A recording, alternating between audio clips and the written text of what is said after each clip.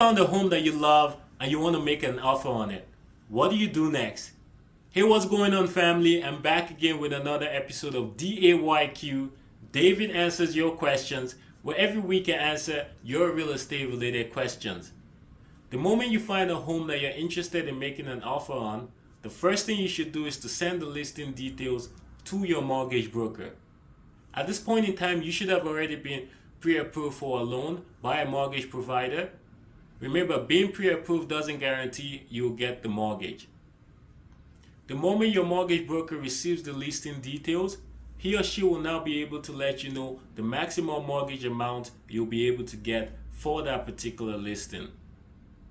Keep in mind that the condo fees and property taxes could affect the amount that you qualify for.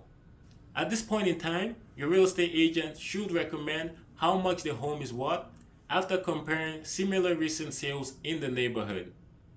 He or she will now put together an offer on your behalf.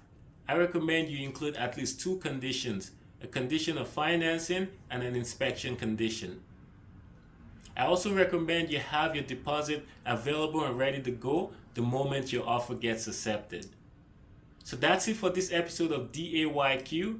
Please feel free to like and share the content. And until next time, I hope you have a great week.